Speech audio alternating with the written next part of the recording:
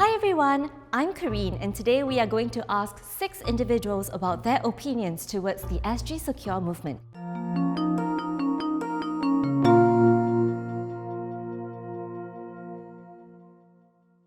Okay, yes, I agree that I would probably be vigilant enough to report suspicious articles or behavior, but I don't think I would have been if like a year ago.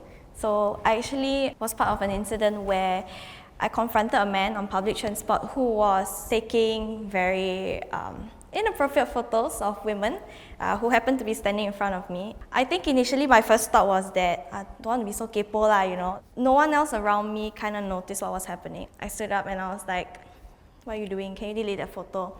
And I just felt like a pure adrenaline rush came to me. Reporting of suspicious activities and items can be as quick and simple as 3 simple steps. Take out your phone, snap a picture of it, submit through your SG Secure app, and that's it. Because of the training that I received through the course of my work, I am able to pick up suspicious activities and items. If you see someone wearing a very thick coat on a very sunny day, that may be a simple telltale sign to alert authorities that this guy may be doing something suspicious. I think no country is spared during terrorist attack. Even in Singapore, we have been targeted before, especially on our public transport. MRT station was targeted, airport was targeted. This one can turn into something that be dangerous to cause harm to the public. So because of public safety, it's better to report to the authority. Other than being an ROW like Chrislyn, there are also other schemes available such as SG Secure Responders Network, SG Secure Reps at Workplaces, Community Watch Scheme.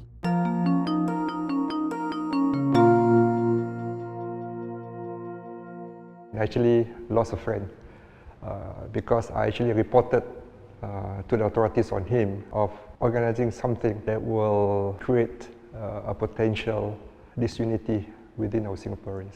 So it was a quite sad experience. It's a collective responsibility that we need to report to prevent potential threat to our society.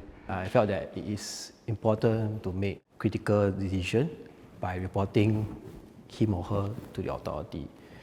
And authority also have the so-called professional to help him in a way to counsel him, to change his mind. This is like how I relate to cancer. Stage 1, you can still be cured, rather than it become a stage 4 cancer, and then he harm someone else who you also love. Reporting to authorities will prevent such persons from harming themselves and people around them. In fact, it will also help them.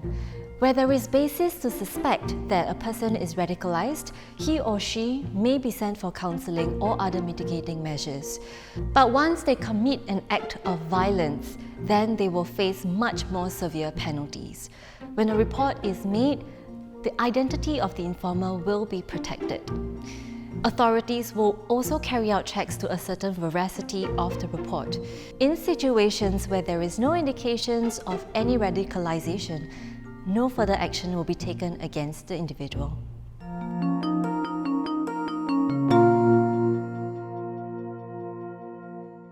So my friends and I were watching a movie at a theatre in Nex. And about halfway through the movie, we heard some crumbling sounds and we thought, oh, it's just part of the movie because there's like a fight scene going on. After a while, we noticed there was like dust falling on our heads. So we turned back and looked up and then we saw a ventilation duct that like initially just popped down and then it swung and then it fell right behind us. As you might expect, we were quite stunned. We weren't able to step up immediately, but one of my friends managed to get himself into, adapt to the situation. He got everyone to evacuate. And then my friend and I checked if anyone was stuck underneath the thing. Thankfully, there wasn't. We went out and we saw a lady that was injured because apparently part of the debris fell on her head. While my friend was assessing her as well, I went to call the ambulance, tell them what happened so that they knew what to expect when they came here, because it's something you would never expect to happen at all, especially in a theatre of all places. Doing the bare minimum, right, simply just calling an ambulance, it still helps a lot in this type of emergencies. Personally, the reason why I picked up the first aid skill in the first place was it was necessary for me to learn for a task which I was doing. And then from then on, it sort of spiraled into me learning more and more because I felt that it was important that I learn these skills for those around me. I had the unfortunate chance to actually put into practice said skills one time when I was doing some shopping. A child had accidentally injured himself. When I first saw that incident, I admit that I was quite hesitant to approach. I could see that it was important for the child, and it was important for the parents that I decided to make that step. I'm an AED on wheels. So when anything happened on the road, I will definitely come down and help.